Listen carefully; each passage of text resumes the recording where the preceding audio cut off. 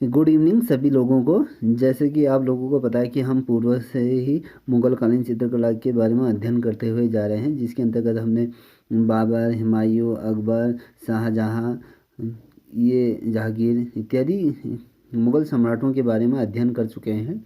इसी क्रम को आगे बढ़ाते हुए जो शेष क्वेश्चन जो रह चुके हैं, जो महत्वपूर्ण है एलटी तथा लेक्चरर पदों में जो विज्ञप्ति निकली उसके अनुसार ये महत्वपूर्ण क्वेश्चन है। ये क्वेश्चन कहीं ना कहीं 100% आ सकते हैं। 2005 में पूछे गए हैं, 2010 में पूछे गए, 2014 में पूछे गए हैं, 2016 में पूछे गए हैं।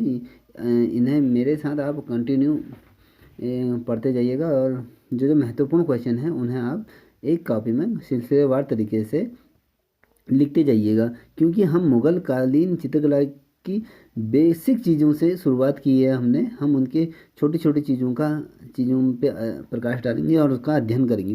अब इसी क्रम को आगे बढ़ाते हुए हम पढ़ रहे हैं मुगल काल के बारे में। आज जो क्वेश्चन है वो 61 क्वेश्चन, इससे पूर्व हमने 60 तक के क्वेश्चनों को कवर कर लिया था। हाँ, 61 क्वेश्चन है। किसके दरबार में अब्दुल हसन ने ईसाई विषयों पर चित्र बनाए? जब जहांगीर के दरबार कालीन में अब्दुल हसन एक महत्वपूर्ण चित्रकार में से एक चित्रकार उन्हें माना जाता है। ये कह रहा है कि किसके दरबार में, जाहिर सी तौर पे है ये किसका प्रसिद्ध चित्रकार है। ये जानिए कि हमें चित्रकारों को किस प्रकार से याद रखना है। जहांगीर का प्रसिद्ध चित्रकार कौन है? अब्दुल हसन, मंसूर और बिशनदास। ये क्या है? ये इनके महत्वपूर्ण चित्रकार हैं। ऑब्वियसली है कि जहांगीर होगा। ठीक है, इसकी जो छोटी सी चीज़ है हम आपको बता रहे। अब्दुल हसन जहांगीर का काल का जो प्रमुख चित्रकार था, जो 13वीं शताब्दी ने 13 वर्ष की आयु में डायरेक्टर के संत जॉन पॉलसन की तस्वीर जो उन्होंने बनाई थी, तो उसकी एक बहुत खूबसूरत उन्होंने नकल बनाई थी, और जिसने अकबर ने नहीं, जहांगीर ने जिसे अपनी आत्मकथा तुर के जहांगीर में उसका उल्लेख किया गया है। और अब्दुल हसन से संबंधित बहुत महत्वपूर्ण विषयों पर जहांगीर ने अपनी आत्मकथा में संपूर्ण विवरण उसका दिया है। अब नेक्स्ट क्वेश्चन की तरफ बढ़ते हैं। किस मुगल सम्राट ने महान संगीतज्ञ हरिदास से भेंट की थी? अब ये पूछ क्या रहा है, पहले सर्वप्रथम प्रश्न की वो देख लीजिए, वो पूछना क्या चाह रहा है। ये कह रहा है किस मुगल सम्राट ने, कौन मुगल सम्राट रहा जिसने महान संगीतज्ञ हरिदास से भेंट की थी। अब अभी देख लीजिए, अभी हमारा क्रम कौन सा चल रहा है, मुगल काल का इतिहास बारे। तो मुगल, इसमें से कोई ऐसा मुगल सम्राट होगा जिसने हरिदास से भेंट करी। हरिदास से जो भेंट की थी वो अकबर ने की थी। अकबर ने अपने दरबार के महान संगीतज्ञ तानसेन का के जो प्रारंभिक गुरु थे, जो हरिदास हैं वो तानसेन के प्रारंभिक गुरु हैं, और उन जो उसके शिक्षक भी रहे हैं, और उनसे जाके अकबर ने भेंट की थी। अब कहते हैं तानसेन ने वाद्य यंत्र में जो रुद्र वीणा का आविष्कार तानसेन द्वारा किया गया है, जिसे हम वीणा आज कहते हैं, जो सरस्वती माँ का जो प्रिय यंत्र है। सम टाइम ये भी कहा जाता है कि जो संगीत का जो 7 ताल होते हैं वो तानसेन से जोड़ के देखा जाता है। जो स्वर होते हैं, जो स्वर को जो एक उच्च लय में जो गाया जाता है, जो तानसेन ने उस वक्त दरबार में, जो अकबर के दरबार में जो संगीत का जो प्रस्तुतिकरण किया था, वो अपने आप में बहुत धनी है। ठीक है, अब कहते हैं कि अबुल फजल ने जो आईनी अकबरी लिखी है उसमें तानसेन द्वारा 36 संगीतकारों का नाम भी उल्लेख है।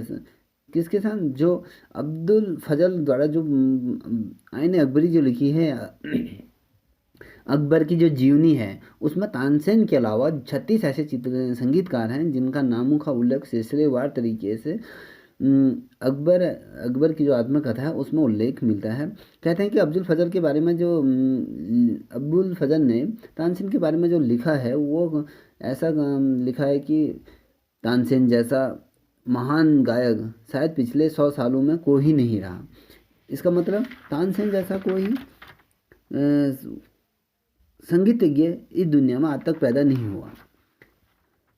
ये एक बड़ा उपासना दी गई, ये सत्य भी है। तानसेन बहुत जो तानसेन है वो संगीत की दुनिया में जाने माने शख्सियतों में से हैं, जिन्होंने संगीत को नई ऊंचाइयों पर पहुंचाया। यदि हम नेक्स्ट क्वेश्चन की बात करें, वो क्वेश्चन है आपके सम्मुख से, अकबरकालीन चित्रकारों में सर्वाधिक संख्या किसकी थी?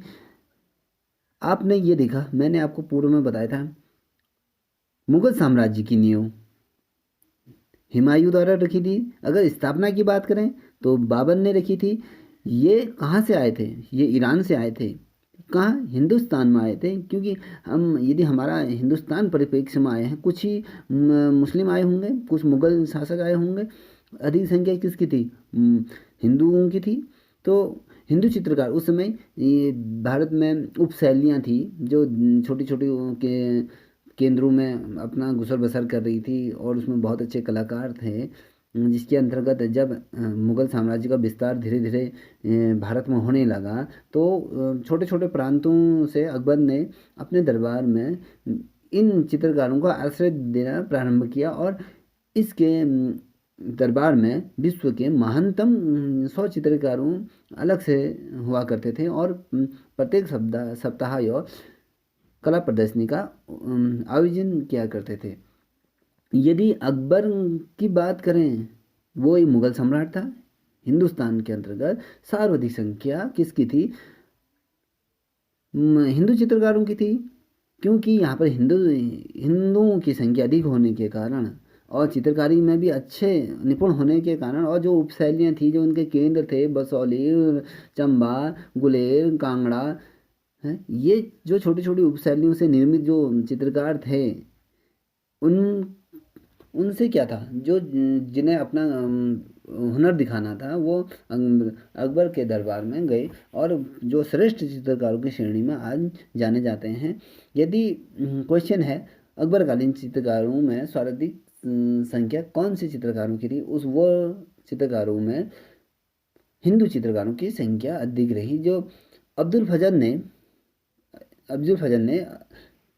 सुनिए, अब्दुल फजल ने अकबर की जो चित्रशाला थी, जो उसकी गैलरी थी, जो पेंटिंगों की गैलरी थी, उसमें 100 से अधिक चित्रकारों के होने का उल्लेख उस पुस्तक में या उस गैलरी में जो पेंटिंग्स हैं उसके माध्यम से दर्शाया है, जिसमें 17 सर्वश्रेष्ठ चित्रकारों के नाम दिए गए हैं। इनमें से जो 17 की बात करें हम, पहले तो जो एक क्वेश्चन आता है, यदि एग्जाम में इस प्रकार से भी क्वेश्चन पूछा जाता है, अकबरकालीन चित्रकारों में सर्वाधिक संख्या किसकी थी? वो आपको नंबर में दिए जाएंगे, 14, 16, 12, 11 ऐसे करके दिए जाएंगे। तो उसमें जो सर्वाधिक चित्रकार जो हिंदू रहे वो 13 रहे हैं। जो टोटल चित्रकार हैं वो 17, कहीं कहीं पर 14 रहे हैं, जो जिसमें से एक अब्दुल फजल और 13 हिंदू चित्रकार रहे हैं। यदि हम कहीं कहीं पर उल्लेख ऐसा भी प्राप्त होता है कि उसमें 17 श्रेष्ठ चित्रकार हैं और उसमें से 13 हिंदू चित्रकार हैं, जबकि अधिक अलग अलग किताबों में अलग अलग दिया गया है। ये है 14, टोटल 14 चित्रकार रहे हैं, उसमें से 13 चित्रकारों में हिंदू चित्रकारों के नाम उल्लेख हैं, और एक अबुल फजर जो अकबर का प्रसिद्ध चित्रकार है। ठीक है। यदि हम अकबरकालीन चित्रकार की बात करें, दशावंत है, अब्दुल अहमद हैं, जो इसके पीर ये शिष्यों में से एक थे।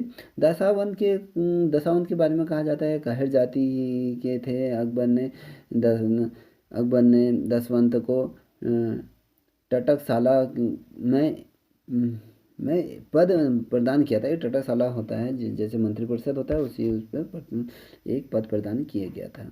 अब नेक्स्ट क्वेश्चन की तरफ बढ़ते हैं। अकबरकालीन चित्रों की क्या विशेषताएं थी? अब सर्वप्रथम ये जानिए ये कहना क्या चाह रहा है। अकबरकालीन चित्रों की क्या विशेषताएं थी, कि अकबरकालीन चित्रकला के अंतर्गत ऐसी क्या विशेषताएं थी जो उस समय में प्रसिद्ध हुई। अब मान लीजिए शाहजहाँ के समय में स्थापत्य कला को श्रेय दिया गया था, और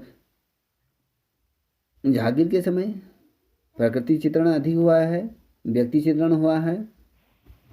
इसी प्रकार से आपके सम्मुख से जो क्वेश्चन जो पुटअप होगा वो अकबरकालीन चित्रकारों की क्या विशेषता थी, दरबारी चित्रण था या पशु पक्षियों के चित्रण था। आपको पता है कि पशु पक्षियों का चित्रण किसने किया है, वो मंसूर द्वारा किया गया। प्रकृति चित्रण किसके शासनकाल में, वो जहांगीर के शासनकाल में। और नायिका चित्रांकन किसके, वो भी जहांगीर के और हुमायूं के शासनकाल में भी हुआ है। यदि हम कहें जो अकबर के जो चित्रकारी की जो विशेषता थी, जो अकबर ज़्यादा चित्रांकन जो किया करवाता था जो चित्रकारों के द्वारा, वो दरबारी का चित्रांकन में जो दरबार लगा हुआ था उसमें उसका चित्रांकन किया जाता।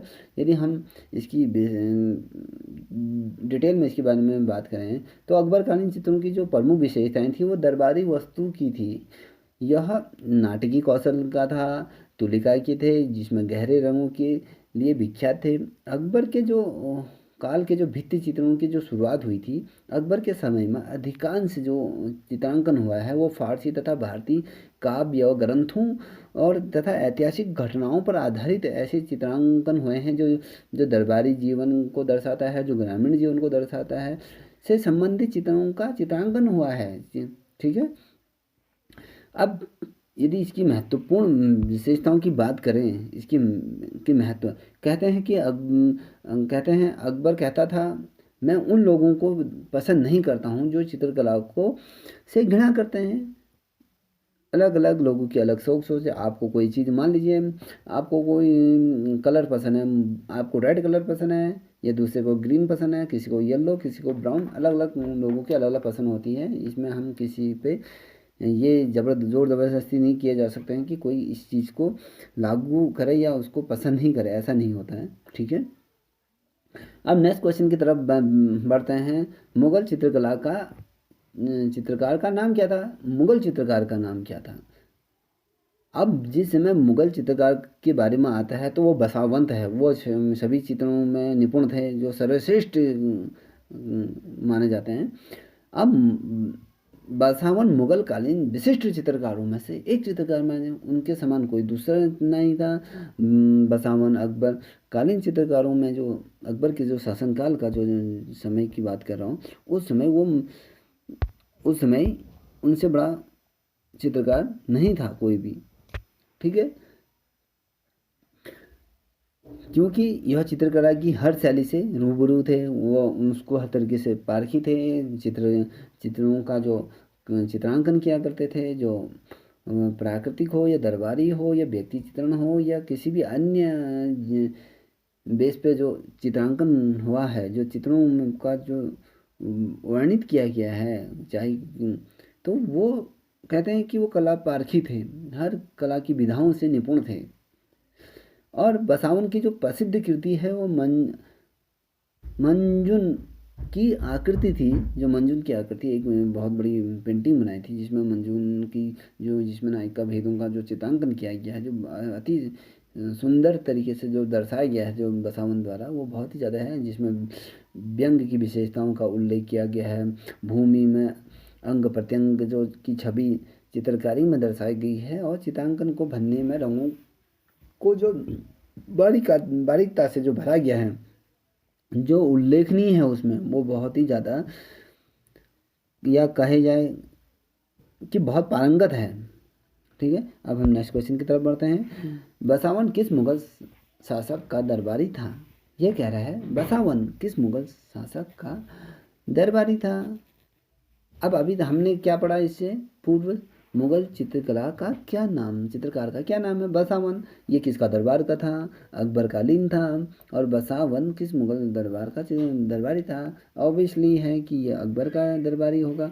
अब बसावन चित्रकार थे, क्या थे, आधुनिक थे, राजपूत थे, या फिर मुगल थे या मध्यकालीन थे। आप जानते हैं ये कौन से पीरियड की हम बात कर रहे हैं, हम अभी कौन सा पीरियड पढ़ रहे हैं, मुगल कालीन। तो ये मुगल कालीन चित्रकार थे। ठीक है।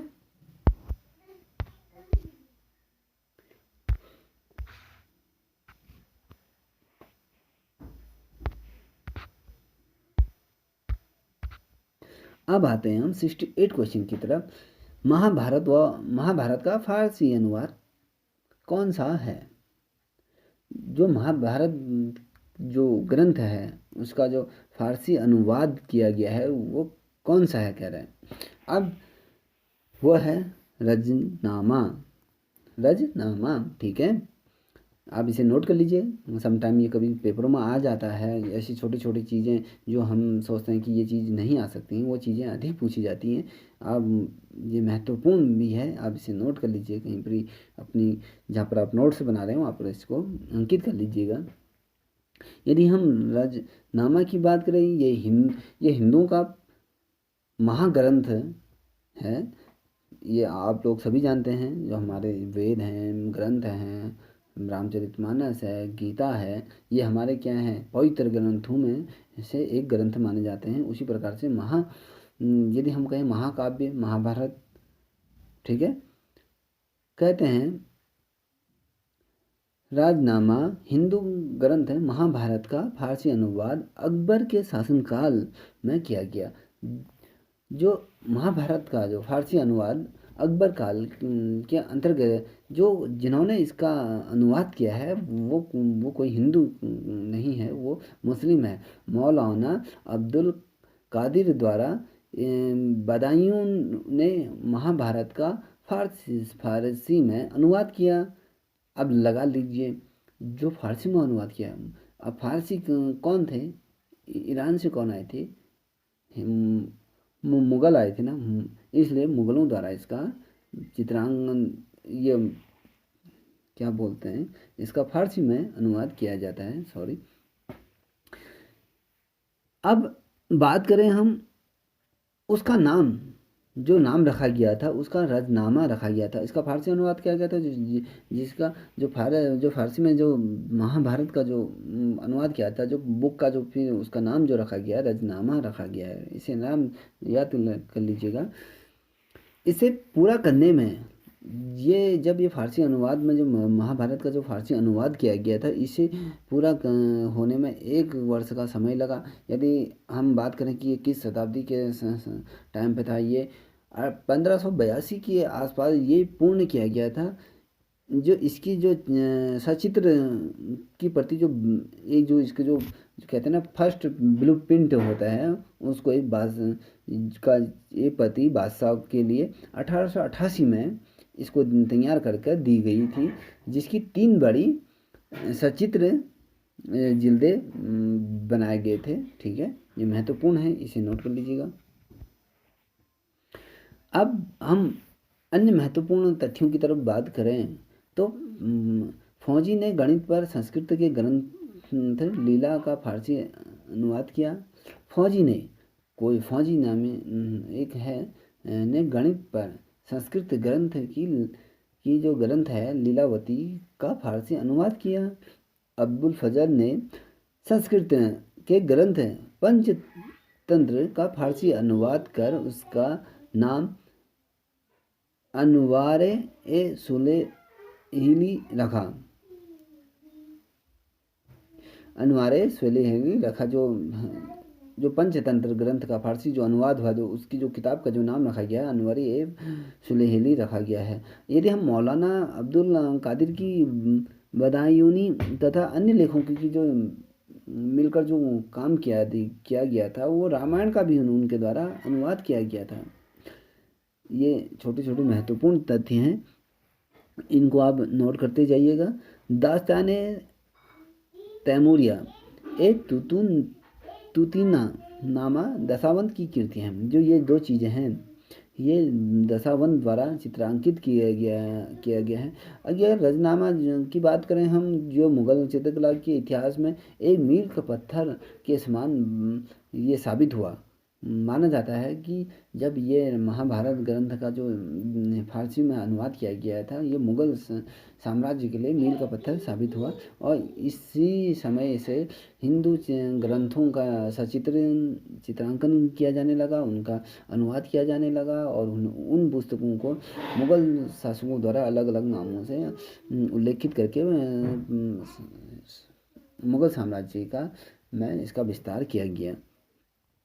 यदि हम रजनामा की जो दूसरी प्रति की बात करें, जो वर्तमान में ये जो रखी गई है, ये British museum and library London में इसकी एक जो प्रति रखी, जो उस टाइम पे जो बनाई गई थी, जिसका कार्यकाल जो पूर्ण हुआ था जो 1582 के टाइम पर। यदि हम बात करें 1581 में इस पुस्तक का अनुवाद किया गया, तो जो 3 प्रतियाँ इसकी बनी थी, एक प्रति आज जो बहुत सुरक्षित अवस्था में है, वो ब्रिटिश म्यूजियम एंड लंदन में रखी गई है। जो लाइब्रेरी है वहाँ की जो पुस्तकालय है वहाँ पर आज भी ये सुरक्षित तौर पे रखी गई है। ये कभी कभी क्वेश्चन आ जाते हैं कि रचनामा की जो चित्रों की देखने पर यह स्पष्ट होता है कि चित्रों में ईरानी प्रभाव की अपेक्षा भारतीय प्रभाव ज़्यादा दिखा। मैंने आप लोगों से पहले भी कहा था, धीरे धीरे जैसे जिस जिस प्रकार से हम भारतीय सभ्यता की तरफ बढ़ते हुए जाएंगे, क्योंकि हम अभी ईरान में, यदि हम ईरान में मुगल सभ्यता का विस्तार होता तो वहाँ वहाँ के जो चित्र ग्रंथ हैं, जो चित्रों की जो छटा जो दिखेगी, जो चित्रों में अधिक प्रभाव जिस सभ्यता का दिखेगा वो ईरानी सभ्यता का दिखेगा, ना कि भारतीय सभ्यता का। हम वर्तमान समय में भारत मुगल साम्राज्य का विस्तार कहाँ हो रहा है? भारत में हो रहा है। तो क्योंकि भारत की जनसंख्या अधिक होने के कारण यहाँ पर मुगल साम्राज्य जिस प्रकार से विस्तारित हुआ, उसके मद्देनज़र ईरानी प्रभाव धीरे धीरे दूर होता रहा। क्योंकि यदि हम बात करें अकबर की, अकबरकालीन चित्रकारों की, तो अकबरकालीन चित्रकारों की में हिंदुओं की संख्या अधिक थी। तो हिंदू ईरान तो गए नहीं थे, उसमें ईरानी प्रभाव किस प्रकार से प्रदर्शित करते हैं, उन्हें ये इस बारे में कोई नॉलेज नहीं थी। तो जितने भी जो ग्रंथ बने हैं, जो ग्रंथों की जो व्याख्या हुई है, जो फारसी अनुवाद, उनका सचित्र, उनका जो वर्णन किया गया है, वो हिंदू कलाओं के समानांतर किया गया है, ना कि फारसी कलाओं की अपेक्षा भारतीय प्रभाव अधिक दिखने लगा। ऑब्वियसली बात है, हम भारत में रहते हैं, हमारे चित्रकार भारतीय हैं, तो जो चित्र अंकन हो रहा है, जो महाभारत के हो रहे हैं, या रामायण की बात करें, या पंचतंत्र की बात करें, जितने भी हैं, ये क्या है? ये प्रभाव कौन सा है? भारतीय प्रभाव है। तो इसमें भारतीय प्रभाव अधिक दिखेगा, ना कि ईरानी सभ्यता का प्रभाव। ठीक है, अब नेक्स्ट क्वेश्चन की तरफ जाए। रजनामा ग्रंथ क्या है? बहुत महत्वपूर्ण क्वेश्चन है। रजनामा ग्रंथ क्या है? अब ये रजनामा ग्रंथ क्या है? मैंने कहा ना, ये किस चीज़, ये इसका अनुवाद किया गया था, फारसी अनुवाद किया गया। ये किसके है? ये महाभारत कथा जो है उसका अनुवाद है। यदि आया महाभारत कथा क्या है, उसमें अगर रजनामा ग्रंथ होगा तो उसमें आप उसे क्लिक कर लीजिए। अब इसी क्वेश्चन को किस प्रकार से पुटअप किया गया है, इसको भी देख लीजिए। रजनामा किस हिंदू ग्रंथ की सचित्र अनुवादित ग्रंथ है, अनुवाद किया गया है?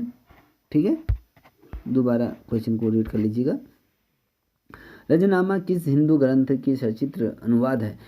रजनामा में किस हिंदू जो ग्रंथ है उसका सचित्र, मतलब सचित्र का मतलब ये होता है जब कोई ग्रंथ लिखा जाता है उसमें उसमें जो चित्र होंगे उसका भी उल्लेख हो, उसका भी चित्रांकन किया गया होगा और उसको भी लिखा गया होगा। मान लीजिए एक दोहा, 2 पल के लिए कोई भी दोहा उठा लीजिए। अब 2 पल के लिए, उदाहरण के लिए, गुरुचरण सरोज नन निज मनु मुकुर सुधार वरण हो रघुवर विमल जसो जो धावक फल चार। अभी इसमें हम हनुमान जी की उपासना कर रहे हैं। अब ये तो हो गई हिंदी में। अब इसका फारसी अनुवाद किस प्रकार से होगा? जो ये शब्द बोले हैं इसका फारसी अनुवाद होगा, और जो हनुमान जी का जो चित्रांकन किया होगा वो भी उस प्रति में किया गया होगा। इसलिए कहा जाता है सचित्र अनुवाद, मतलब चित्रों के साथ ही उसका अनुवाद किया गया है, उसके साथ चित्रों का भी उल्लेख किया गया होगा। ठीक है, वो ग्रंथ है आपका महाभारत। अब नेक्स्ट क्वेश्चन की तरफ हम बढ़ रहे हैं। अकबर के शासनकाल में विद्वानों के एक दल ने महाभारत का संस्कृति से फारसी में अनुवाद किया। उसके बाद कलाकारों को चित्रण हेतु दिया गया यह फारसी अनुवाद क्या कहलाया गया? अब देख लीजिए प्रश्न को किस प्रकार से 3 तरह से पूछा। रजनामा किस हिंदू ग्रंथ का सचित्र अनुवाद है, और रजनामा ग्रंथ क्या है। अब जो ये कह रहा है कि जो फारसी अनुवाद क्या कहलाया जाता है वो रजनामा ही है। ठीक है, अकबर के समय के चित्रित पोथी रजनामा अनुवाद है। अब नेक्स्ट क्वेश्चन की तरफ देख लीजिए। जो अनुवाद है वो कौन सा है, उसमें कौन से ग्रंथ का चित्रांकन हुआ है। महाभारत को जो रजनामा नाम से जो जाना जाता है, एक अपने दिमाग में इस चीज़ को बैठा लीजिए, रजनामा महाभारत, महाभारत रजनामा, इसका जो चित्रांकन हुआ है वो कौन से अकबर के शासनकाल में हुआ, अकबर के शासनकाल में हुआ। ठीक है, अब हम कहें रजनामा नामक चित्र के किससे संबंधित है। अब देखो क्वेश्चन को किस प्रकार से फिर पुटअप कर दिया। रजनामा के चित्र किससे संबंधित हैं, रामायण से हैं, महाभारत से है, मेघदूत से हैं या गीत गोविंद से हैं। आप लोगों को पता है ये क्वेश्चन कितनी बार रिपीट हो चुका है। अब आप लोगों को ये भूलना नहीं चाहिए, महाभारत से संबंधित ये ग्रंथ हैं। ठीक है, अब नेक्स्ट क्वेश्चन की तरफ बढ़ रहे हैं। अकबर का प्रसिद्ध दरबारी चित्रकार था। अब इसे हम ये भी कह सकते हैं कि अकबर के शासनकाल का प्रसिद्ध दरबारी चित्रकार कौन था, अकबर शासन का चित्रकार कौन था। किसी प्रकार से भी ये क्वेश्चन पुटअप किया जा सकता है, आपको सचेत रहना होगा। एक नंबर भी बहुत महत्वपूर्ण होता है, यदि माइनस मार्किंग हो तो आपको यदि लगता है, यदि क्वेश्चन आता है तभी कीजिए। यदि एक और दो में कोई थोड़ा सा आपको कंफ्यूज होता है तो भी उस क्वेश्चन को छोड़ दीजिएगा, क्योंकि एक क्वेश्चन एक एक नंबर के होते हैं, उन पे यदि ऋणात्मक अंक मिलेंगे तो वो हमारे लिए कहीं ना कहीं नकारात्मक साबित होगा उसका परिणाम। ठीक है, अकबर का प्रसिद्ध चित्रकार था, आप लोगों को पता होना चाहिए अकबर का प्रसिद्ध चित्रकार कौन था। ठीक है,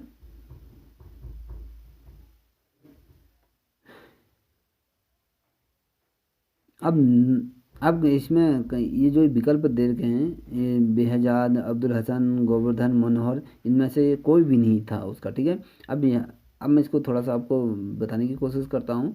अकबर ने अब्दुल अहमद के अधीन जो अकबर ने अब्दुल अहमद एक चित्रकार थे, उनके अधीन चित्रकला के लिए एक अलग विभाग की स्थापना की थी।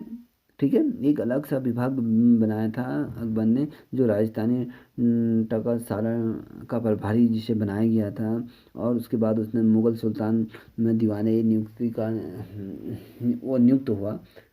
ठीक है, अब नेक्स्ट क्वेश्चन की तरफ हम बढ़ रहे हैं। 75 क्वेश्चन के लिए, अकबर कालीन चित्र पोथी अनवर ए सुहेली अनुवाद है। आपसे हमने ये पूर्व में ये कहा था कि अनवर ए सुहेली का अनुवाद किस ग्रंथ का है। आपको मैंने इससे पूर्व भी बताया, को यदि आपने यदि याद रखा होगा, वो पंचतंत्र का है। ठीक है, पंचतंत्र अकबर कालीन चित्र पोथी अनवर ए सुहेली पंचतंत्र का फारसी अनुवाद है। ठीक है, आई इस चीज़ को, ये बहुत महत्वपूर्ण है। ठीक है, आयार दानिश भी पंचतंत्र का फारसी अनुवाद ही है। यदि आपको इन दो चीज़ों में कंफ्यूज ना हो, ये अनवर ए सुहेली ये पंचतंत्र का फारसी अनुवाद, इसमें इसके अंतर्गत पंचतंत्र का फारसी अनुवाद किया गया। आयनिर ए दानिश भी पंचतंत्र का ही अनुवाद किया गया, इसमें फारिस जो भाषा है उसके अंतर्गत इसका अनुवाद किया गया। जो इसका अनुवाद जिनके द्वारा किया गया मौलाना हुसैन फौज ने किया था। ठीक है, अब तारीख सदी दरबार नामा का अनुवाद है। ठीक है, अब एक क्वेश्चन बहुत महत्वपूर्ण आ जाता है। नल दमयंती, कलियाला, वेल दमयंती तथा आयनरी दानिश, जो इनकी प्रतियां हैं ना, ये प्रतियां आज भी ब्रिटिश म्यूजियम इंग्लैंड में तथा अन्य कुछ संग्रहालयों में से भी आज ये चीज़ें आप देखने को प्राप्त हो जाएगी। यदि आप कभी जाओगे इंग्लैंड तो वहाँ देखिएगा, ये ग्रंथ हैं जो हमारी संस्कृति को बिलोंग करते हैं। एक बार, क्योंकि हम ये नहीं कह सकते कि हमारी संस्कृति को बिलोंग, क्योंकि हम आज भी मुग़ल साम्राज्य का इतिहास का अध्ययन आए दिन करते हुए आ रहे हैं। आने वाली पीढ़ी भी इसी का ही अध्ययन करेगी। अब आते हैं नेक्स्ट क्वेश्चन की तरफ। पंचतंत्र का फारसी अनुवाद किसके द्वारा किया गया। अब इसमें क्या आयन दानिश है। ठीक है, अब अब्दुल हसन की बात करें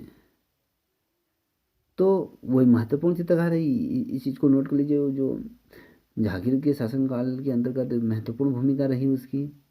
ये क्वेश्चन मैंने कई बार कॉम्पिटिटिव एग्जामों में देख लिया है, ये क्वेश्चन आ रहा है। ठीक है। अब हुमायूं का दरबारी चित्रकार कहाँ का रहने वाला था?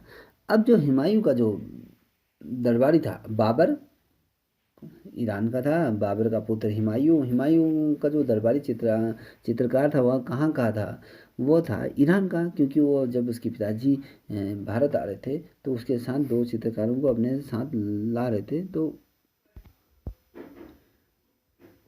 ठीक है, जो हुमायूं का जो दरबारी जो चित्रकार था वो ईरान का था। ठीक है। जब बाबर काबुल से लौट रहा था तब वहाँ पर उसके दो चित्रकार मिले थे। तो उनके साथ ये दो महान जो चित्रकार रहे हैं, ख्वाजा अब्दुल शिराजी और मीर सैयद अली, ये हुमायूं शासनकाल के प्रसिद्ध चित्रकार थे। अब्दुल साजी के बारे में कहें तो ये पशु पक्षियों का जो चित्रांकन, पशुओं का जो चित्रांकन करता था उसमें बहुत पारंगत थे। और मीर सैयद अली की बात करें, ये ग्राम्य चित्रण मतलब ग्रामीण जीवनों पर चित्रांकन बहुत बेहतरीन तरीके से करते थे। और ये दोनों जो चित्रकार थे ये हुमायूं के दरबार के जो चित्रकार रहे हैं, जो महत्वपूर्ण चित्रकारों की श्रेणी में इन्हें रखा गया है, जो बहुत अच्छी तरीके से चित्रांकन किया करते हैं।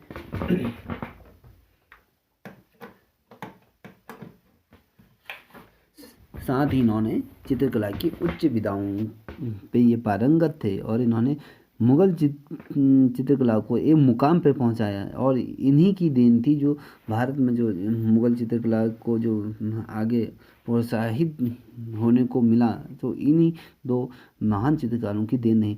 और जब इनकी अध्यक्षता की बात करें तो अकबर के जो प्रारंभिक जो चित्रकार जो थे, जो अकबरकालीन जो चित्रकार थे, जो उनके चित्रकार जो प्रारंभिक थे, तो उनके लिए ये गुरु के रूप में थे, जिन्होंने हिंदुस्तान की पुनर्जीवित विजय के बाद बहुत अधिक समय तक ये जीवित ना रह सके। क्योंकि जब अकबर धीरे धीरे हिंदुस्तान को एक राज्य से दूसरे राज्य तक फतह करता हुआ जा रहा था कुछ समय पश्चात इन चित्रकारों की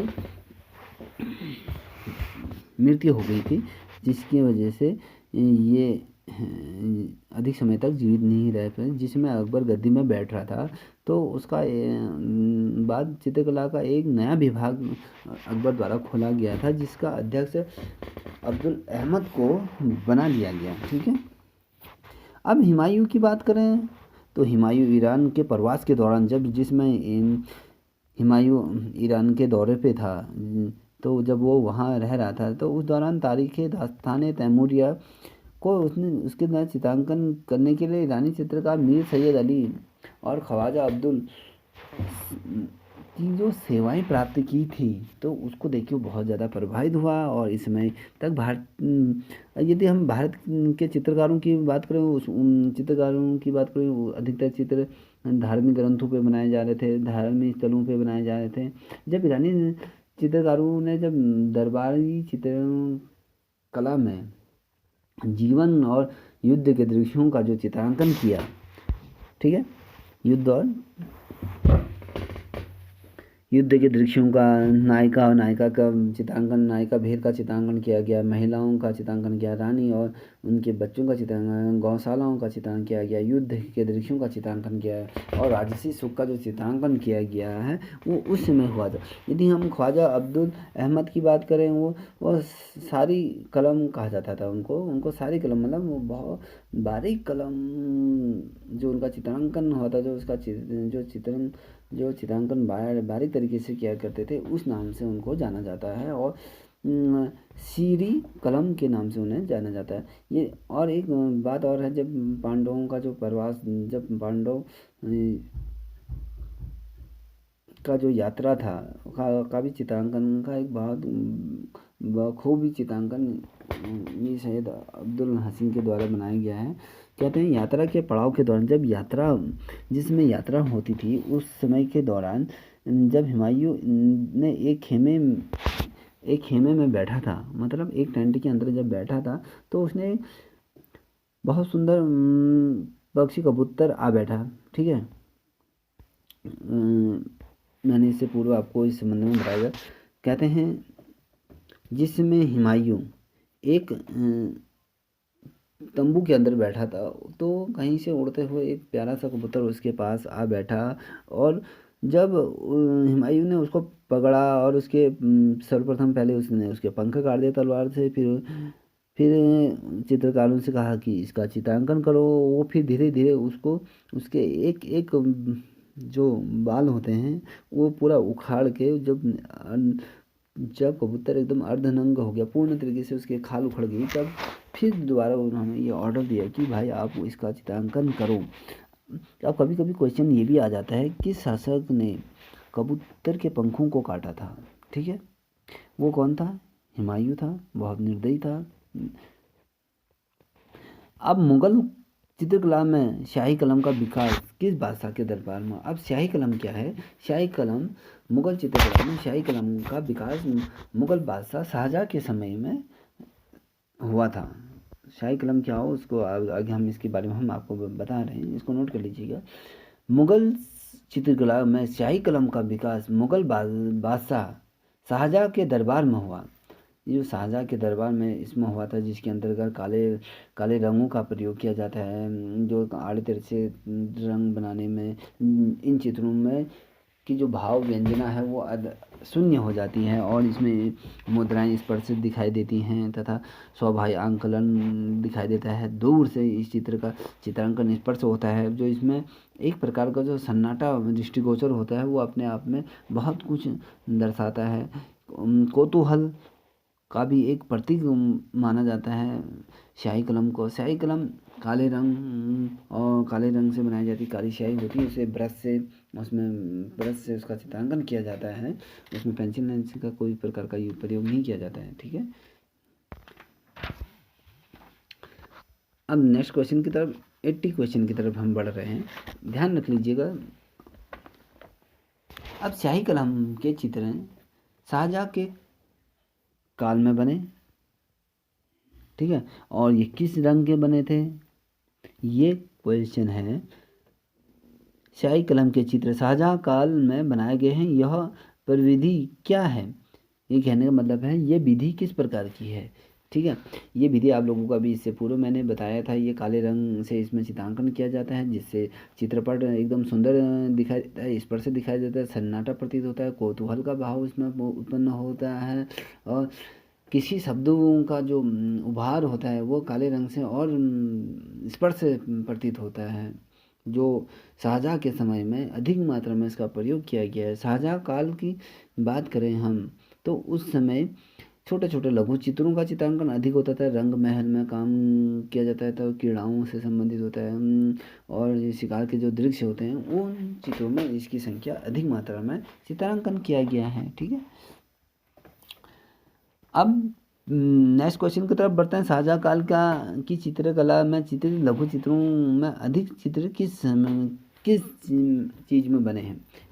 अब कहने का मतलब यह है कि शाहजहाँ के समय में जो लघु चित्र बने हैं वो अधिक चित्र किस दृश्य के बने हैं, या युद्ध के दृश्य की बात करें, या शिकार के दृश्यों की बात करें, या रंग महल के दृश्यों की बात करें, या धार्मिक विषयों की बात करें, तो इसमें से युद्ध के दृश्य नहीं है इसके अंतर्गत, ना ही शिकार के दृश्य है, ना धार्मिक चीज़ों के प्रतीक हैं। ये है रंग महल। यदि हम शाहजहाँ की चित्रशाला की बात करें तो इस चित्रशाला में लघु चित्रों की संख्या बहुत अधिक है, जिसे हम रंग महल का नाम से जाना जाता है, जिसमें बहुत ढेर सारे छोटे छोटे चित्रपट तैयार करके लगाए रखे गए हैं, और इसमें संबंधित प्राकृतिक दृश्यों का भी चित्रांकन किया है, और दृश्य जो रंग महल की जो रीति रिवाज होते हैं, जो क्रीड़ा के होते हैं, जो एक राजा अपने जीवन काल में जो जिन चीज़ों का उपभोग करता है, जिन सुविधाओं का वो आनंद उठाता है, और जो उसकी दिनचर्या होती है, उन चित्रों की संख्या अधिक दर्शाई गई है, ठीक है। अब इसमें महत्वपूर्ण तथ्य जो हमारे समूह से उपस्थित होते हैं, कहीं ना कहीं ये क्वेश्चन आ भी जाते हैं, उन्हें देख लीजिएगा। अब यदि हम बात करें शाहजहाँ की शाहजहाँकालीन अधिकांश जो चित्र बने हैं, जो शाहजहाँ के समय के जो अधिकांश चित्र बने हैं वो दृश्य चित्रांकन अधिक बना है। इस चीज़ को नोट कर लीजिएगा। और शाहजहाँ कालीन जो चित्रों में इसमें शाही रौब के कारण, जब इसमें जो शाहजहाँ के कालीन जो चित्रकला बने उसमें एक तरीके से शाही रौब दर्शाए हुए चित्रांकन की भावनाओं का मुद्रण की अभाव दर्शाया गया है और कृत्रिम झलक, और इसमें कृत्रिमता झलकते हुए प्रतीत होती है। ठीक है, अब हम नेक्स्ट क्वेश्चन की तरफ बनते हैं।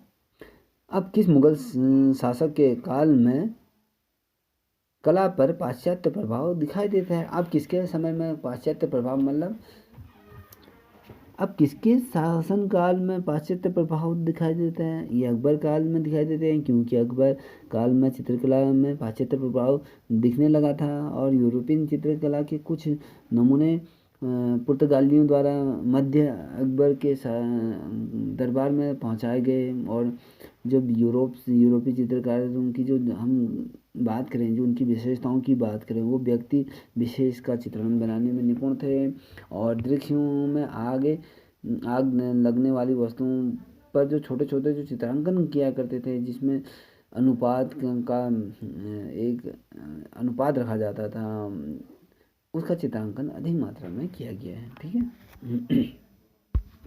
अब हम नेक्स्ट क्वेश्चन की तरफ बढ़ रहे हैं। उस्ताद मंसूर का चित्र जो मोरनी का जो चित्रांकन किया गया था उनके द्वारा, वो किस संग्रहालय में स्थित है?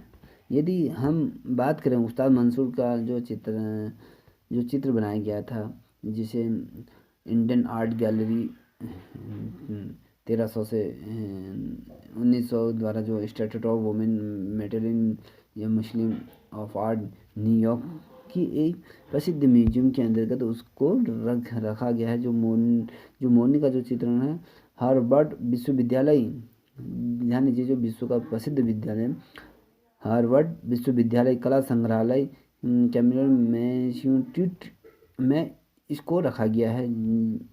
ठीक है, जो हार्वर्ड विश्वविद्यालय कला संग्रह से को ही सभागार है, जो वहाँ उसको रखा गया है, वहाँ पर उसका चित्रांकन, उसका जो पेंटिंग को सुरक्षित तरीके से रखा गया। अब मंसूर द्वारा जो टर्की का जो चित्रांकन किया गया है, जो वो चित्र कलकत्ता के जो संग्रहालय हैं वहाँ सुरक्षित रखा गया है। जो शिकार के चित्रों में जो शेर के शिकार के दो चित्र जो इंडियन म्यूजियम कलकत्ता में भी वो सुरक्षित हैं।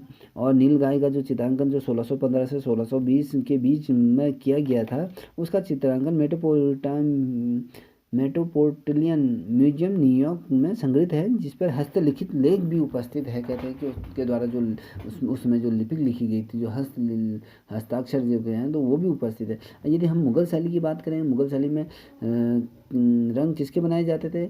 मुगल शैली में रंग मुख्यतः 3 प्रकार से वर्णित किया जाता है। तो 3 प्रकार से रंग बनाया जाता है, वनस्पति और रासायनिक और खनिजों के द्वारा जो रंग बनाए जाते हैं। जो उस समय के जो चित्रकार थे, जो वो अपने सम्मुख से इनको बनवाते थे, उनको पीस कर जो बनवाते थे, उसमें जो केमिकल तो नहीं होते थे, उसमें जो खनिज लवण होते थे उनको पीस कर उनमें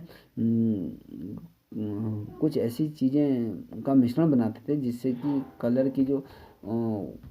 का जो एक रंग आता है, उसका जो लंबे समय जब तो टिका रहता था, उसका जो कुछ गौत या कुछ ऐसी चीज़ें मिलाए करते होंगे, जिसमें से कि जो आदि काल तक सुरक्षित रहते थे। वो रंग किसी प्रकार से उड़ते नहीं थे, जिसमें सरसों का तेल भी मिला देते थे या कुछ, जो जिससे कि कलर की लाइफ लॉन्ग अधिक हो जाए।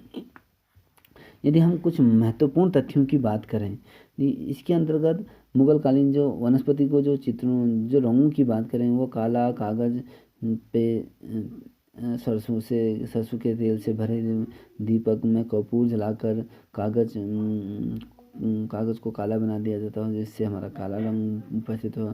माहवार का रंग लाख से बना वनस्पति रंग होता है। नीला रंग नीले पेड़ के रस से बना होता है। पीले रंग की बात करें, ये नीली प्योड़ी होती है, कोई एक पौधा होता है, उसकी ढाक होती है, उसकी जो ढाक होता है, जो उसके फूल उत्पन्न हो जाते हैं, उसके उसके रंग बनाए जाते थे।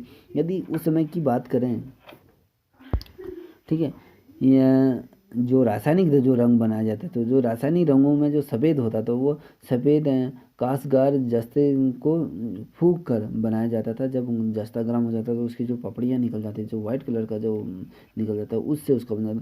लाल सिंदूर पारे का भस्म से होता था। हिगुली रंग फरस होता है, रासायनिक रंग होता है, जो पीला पियोड़ी रासायनिक आदि चीज़ों से बनाया जाता है। यदि हम इनकी खनिज लवण की बात करें, लाल हलौजी तथा गेरुए रंग जो होते हैं, जो वो पीला चमकदार हरत रंगों से निकल के बनाया जाता है। पीला गेंदा का रस बनाया जाता है। हल्का पीला मटमैला जो होता है। सफ़ेद खड़िया से हरा जंगल के जो छोटे छोटे पौधे होते हैं, जो उनकी खाल होती हैं, जो उनकी पत्तियाँ होती हैं, उनको पीस कर रंग बनाया जाता था। अब इन सभी रंगों को जो सब मिश्रण बन जाते थे, तो उससे बैंगनी बैंगनी रंग होता था। जिसे जिसे बैंगनी रंग कैसे बन जाता है, नीला तथा सिंदूर या हिंगुली का मिश्रण उसके साथ मिलाया जाता था, तो उससे बैंगनी रंग निकल जाता था। यदि हम गहरे रंगों की बात करें, ठीक है, हम गहरे रंगों की बात करें, उसके अंतर्गत रखा जाता था नीला, रखा जाता था पीवड़ा का मिश्रण रखा जाता था, उससे ये रंग प्राप्त होते थे। इन रंगों में जो शंख की भस्म होती थी, अभ्रम और जो सफ़ेद पत्थर होते थे, उनको पीस कर बनाया जाता था, और महीन उनका जो बारीक चूर्ण बनाया जाता था। सोने चांदी के जो वर्ण होते थे, उनसे बने रंगों का भी इस काल में प्रयोग हुआ था। ऐसे ही हम बात करें कि मुगल काल में जो संगत जो जिसे हम कहते हैं प्राकृतिक रंग, जिन्हें हम जानते हैं, जिसे हम शीत वर्ण और गर्म वर्ण रंग जिन्हें कहते हैं, वो भी इस काल में बने हुए हैं। यदि हम इसमें शीतल सशक्त और शीतल रंग की बात करें, जिसमें गुलाबी है, गुलाबी को सफ़ेद और लाल मिला के बनाया जाता था, और हरे को फरसाई हल्के नीले धुंधले से गरे को हम बनाया जाता था। सफ़ेद रंग का प्रयोग अधिक होता था इस समय। यदि हम रात्रि तथा वर्षा का जो वातावरण जो हम दर्शाते थे ना मुगल काल में, वो प्रत्येक रंग में काला रंग मिलाया जाता था। ऐसे रंग को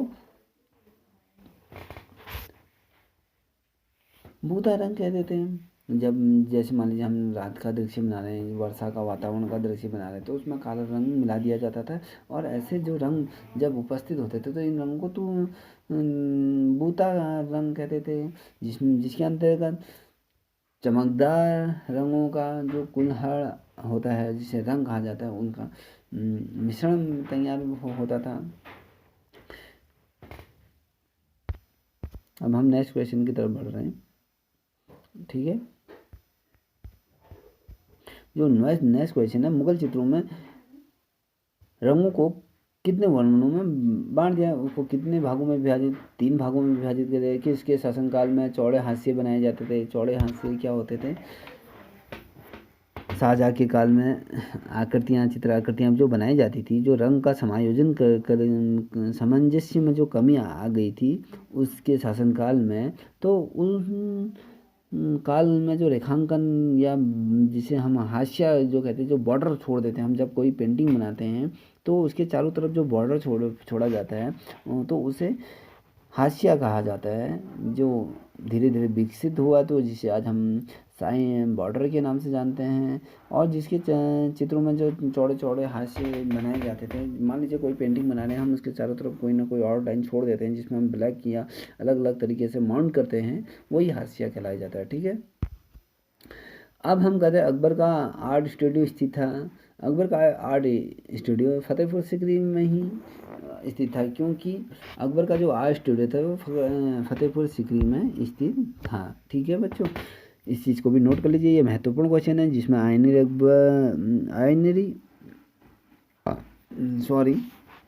आईने अकबरी का उल्लेख अब्दुल फजल लिखता है। उसमें कहता है कि जो अकबर का जो स्टूडियो था वो फतेहपुर सीकरी में था, जिसमें अकबर 100 से अधिक चित्रकारों की उसके द्वारा जो नियुक्ति की थी। फतेहपुर का जो सीकरी की जो विशेष भवन था, और उस पे वो चित्रकार कार्य करते थे। यदि हम उस सन की बात करें 1570 के बीच में 70 से 85 के मध्य इस चित्रकला की शुरुआत हुई थी, जिसमें 24 घंटे जो चित्रांकन हुआ करता था, जिसमें रात दरबारी चित्रांकन हुआ था, दृश्य रंग महल का चित्रांकन, सभी चित्रांकन हुआ है, दृश्य चित्रांकन हुआ है, शिकार के दृश्यों का चित्रांकन, प्रकृति चित्रांकन हुआ है, ग्रामीण जीवन का चित्रांकन हुआ है, और अन्य इसी प्रकार के बहुत से चित्रांकन उसमें हुए हैं। यदि हम उस तथ्य की बात करें जिसमें जिस चित्रकार द्वारा दीवारों पर जो लेख उल्लेखित किया गया था वो दशावन था, क्योंकि वो उसने अकबर की प्रति दीवार पे बनवाई थी, और अकबर ने इस चित्रकार की सेवा ली थी। उस समय अब्दुल अहमद को अकबर ने 1557 में अपना टकसाला का अधिकारी नियुक्त करते, मतलब जो फतेहपुर सीकरी था, जो उसका टकसाला था, मान लीजिए एक विभाग का एक अधिकारी नियुक्त कर दिया था। अब अकबर की जो यूरोपियन चित्रकार था, वो अकबर के दरबार में एक निपुण पक्षी चित्रकार के तौर पे भी उसे जाना जाता था।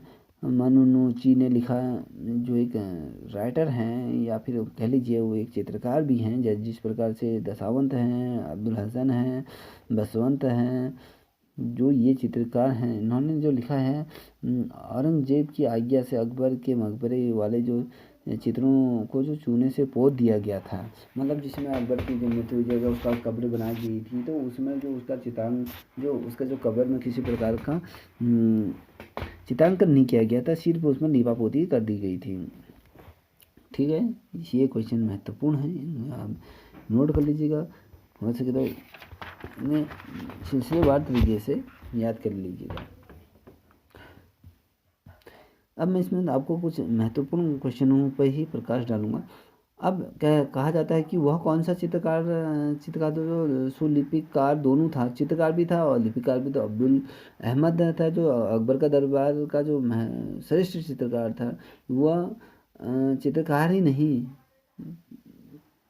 अपितु वो सुलिपिकार, जिसे साहित्यकार भी कहा जाता है, वो बहुत प्रसिद्ध था। अब्दुल अहमद द्वारा दीन इलाही का अनुयायी था। ठीक है, वो दीन इलाही का अनुयायी, मतलब वो अकबर का एक अनुयायी था। अब्दुल हसन की जो अब्दुल इस्मत की जो मृत्यु हुई थी वो 1585 के लगभग हुई थी, जब अकबर ने दरबार में अब्दुल हसन की मनसबदारी के जो पद पर भी नियुक्त किया था। उसे मनसबदारी का जो पद होता है उस पर उसको नियुक्त कर दिया गया था। यदि हम बात करें अकबर चित्रकला का जो प्रधान चित्रकार था, वो दो चित्रकार थे। ठीक है, एक तो मीर सैयद अली था, एक बसावन था। ये दोनों चित्रकार अकबर के प्रधान चित्रकारों में जाने जाते थे। आप इसे ये मत सोचिए कि एक ही चित्रकार है, ये दोनों चित्रकार थे, क्योंकि ये कुछ जो विद्वान हैं वो बसावन को अकबर की जो चित्रशाला का विशिष्ट चित्रकार मानते हैं, कोई मीर सैयद अली को मानते हैं। अकबर कालीन जो प्रमुख जो चित्रकार था वो मानसिक रूप से विकसित हो गया था, और कहते हैं कि उसने अपनी आत्महत्या कर ली थी बाद में, क्योंकि वो अपने आप से इतना दुखी हो गया था, मानसिक तौर से बहुत ज़्यादा परेशान हो चुका था, इसलिए उन्होंने किसी भाव में आकर आत्महत्या कर ली हुआ है। यदि हम बसावन की बात करें, ये सभी क्षेत्रों में जिस प्रकार की रेखांकन किया करता था, छवि चित्रों हो या भूदृश्यों का चित्रांकन हो, ये उसमें निपुण था। ठीक है, कुछ क्वेश्चन मैं आपको बता रहा हूँ, उनको आप ध्यान में रखिएगा। अब बात करूँ मैं मुगल चित्रकला में हिंदू विषयों की जो पोख कहा जाता है, उसे यदि हम ये फारसी भाषा का शब्द है पोख। मुगल चित्रकला में हिंदू विषयों का पोषक कौन था, मतलब जो इसके कर्ता धर्ता था कौन था, वो अकबर था, क्योंकि अकबर के समय फारसी ग्रंथों के साथ साथ हिंदू ग्रंथों उनके संबंध में अभी जो चित्रांकन हुआ है, इसमें रजनामा और महाभारत जिसे कहा जाता है, पंच रामायण, पंचतंत्र आदि का अनुवाद भी इसी के शासनकाल में हुआ है। पंच ग्रंथ चित्रों की जो बहुत मात्रा में जो हुआ है, अकबर के युग में जो चित्रकारी हुई थी वो प्रमुख विशेषता हुई है, अकबर काल की विशेषताओं में गिना जाता है। अकबर के काल में जो राजपूत का जो चित्रांकन हुआ मुगल शैली को कहीं ना कहीं प्रभावित करता है। यदि हम दास्तान अमीर हजमा नामा जो मुगल पोथी है इसके समय की बात करें तो मुगल चित्रकला में इसकी जो पहली महत्वपूर्ण जो चित्रकारी हुई थी वो अकबर के शासनकाल में हुई थी, जिसे हम हुमायूं कला में जो चित्रकारी हुई है, जो अकबर के शासनकाल में जो पूर्ण रूप से चित्रांकन हुआ है। और कहते हैं कि भारत में दोबारा हुमायूं का संक्षिप्त काल का जो वर्णन जो माना जाता है वो अकबरकालीन चित्रों के माध्यम से, अकबर काल के जो समय रहा उसी समय इसको माना जाता है। कहते हैं कि उस समय के महत्वपूर्ण चित्रकारों में ये शुमार थे। और ये छोटी छोटी बातों जो महत्वपूर्ण जो तथ्य हैं जिसे हम याद करने जो योग्य है, अमीर हजमा का चित्रांकन कपड़े में हुआ है, इस चीज़ को नोट कर लीजिए। अमीर हजमा का जो चित्रांकन किया गया है वो बहुत खूबसूरत जो चित्रांकन हुआ है वो कपड़े में हुआ है। और क्या, मीर सैयद अली द्वारा जो चित्रांकन उस समय जो किया गया है वो अपने आप में विशिष्ट तौर पे उच्च कोटि का चित्रकारों की श्रेणी में माना जाता है, क्योंकि उसका अभी अस्तित्व अकबरकालीन चित्रों में बहुत अधिक मात्रा में दिखाया जाता है। अमीर हजमा को 12 जिल्दों में चित्रित किया गया, मतलब 12 परतों में उसका चित्रांकन किया गया है। और इसी के साथ ईरानी सभ्यता हैराक जो शैली है उसका भी प्रभाव इस चित्र में दिखाई देता है। और अकबरकालीन जो चित्रकारों की बात करें हम, दास्तान अमीर हजमा के अंतर्गत मोहम्मद साहब के समकालीन जो अमीर सैयद की जो कहानी के बारे में जो वर्णन किया है, जो पहले तो वो हजरत उनके विरोधी थे, बाद में उनके द्वारा उनके अनुयायी बन गए थे। अकबर का जो दरबारी अब्दुल कासिद बदायूं जो 18वीं शताब्दी की बात करें हम, जो वहाँ की जो पुस्तक की मासूरुल उलमा के अनुवाद की बात करें, अकबर हजमा की कहानी, दास्तान अमीर हजमा जैसे किस्से सुनने को विशेष रूप से रुचिदायक होते हैं। कहानियों पे इसको रुचि तौर पे सुनाया जाता है। यदि अब हम अकबर की बात करें, इसकी कथा के अनुसार 12 खंडों में इसको विभाजित करा गया है। यदि हम अकबर के शासनकाल को अगर पूर्ण तरीके से चित्रांकन करें, यह 12 भागों में इसको विभाजित किया जाए, जो प्रत्येक खंड की जो बात करें वो 100 जुगे थे, जुजू थे, मतलब ये 100 जो गज होते हैं जो उसके अनुरूप उसका चित्रांकन किया गया है। यदि हम इसके दरबार की में कहीं मुंशी की बात करें, जो मुंशी काज बीन के नाम से इसे पुकारा जाता था। वर्तमान समय में यदि हम इन चित्रों की बात करें वो 61 चित्र विलियन में और 25 साउथ कैरोलिना संग्रहालय में स्थित है, जो लंदन में स्थित है। 15 चित्र इसके अमेरिका के विभिन्न संग्रहालयों में स्थित हैं। यदि हम भारत की बात करें, भारत में ऐसे 6 चित्र हैं, जिनमें से 2 भारत कला भवन वाराणसी में स्थित हैं, 2 मुंबई में हैं, 1 हैदराबाद में है, 1 बड़ौदा में। ठीक है। यदि हम कभी आ जाता है क्वेश्चन, अकबर के शासनकाल में जो चित्रांकन हुआ है, जो उनकी जो चित्र जो आज भी सुरक्षित हैं, जो पोथी हैं, जो उनका ग्रंथ है, वो भारत में कितने हैं, उनके जो चित्र प्राप्त हुए हैं भारत में वो कितने हैं, वो जो सुरक्षित हैं वो हैं 6, जो अलग अलग संग्रहालयों में रखे गए हैं। 2 भारत कला भवन वाराणसी में रखे गए हैं और 2 मुंबई में रखे गए हैं, 1 हैदराबाद में रखा है, 1 बड़ौदा संग्रहालय में आज भी सुरक्षित है। ठीक है। अब बात करें हम थोड़ा सा आगे की तरफ बात करें, जो मीर सैयद अली के जो प्रत्येक पृष्ठ के जो 61 पृष्ठों का जो सुरक्षित रखे हैं, जो मीर हजमा की जो प्रति है कि जो 61 पृष्ठ कहाँ सुरक्षित है, कभी क्वेश्चन आएगा 61 पृष्ठ वाली मीर हजमा कहाँ सुरक्षित है। दूसरे तौर पे ये क्वेश्चन आ सकता है कि अमीर हजमा प्रति के 61 पृष्ठ कहाँ पर सुरक्षित हैं। वो है यह, यदि हम बात करें जहांगीर आर्ट गैलरी में वहाँ भी स्थित नहीं है, इलाहाबाद की संग्रहालय में भी स्थित है, और ये कला भवन में भी वहाँ सुरक्षित नहीं है, वाराणसी में भी और नई दिल्ली में भी ये सुरक्षित नहीं है, कहीं इनमें से कोई नहीं है, कहीं भी सुरक्षित नहीं है। ये किस्से कहानी मात्र भर है, ठीक है।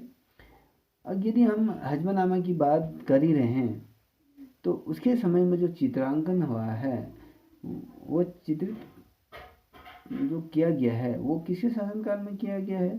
वो अकबर के शासनकाल में किया गया है, इतना आप लोगों को पता होना चाहिए। हजमनामा का जो सचित्र चित्रांकन जो किया गया है और किसके कारण करवाया गया है, ठीक है, वो अकबर के समय हुआ है। हजमनामा के जो चित्र किसके समय में बने हैं, कोई भी क्वेश्चन ये भी आ जाता है वो अकबर के शासनकाल में हुए हैं।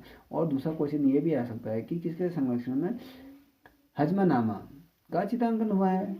हजमनामा का चित्रांकन अकबर के शासनकाल में हुआ है।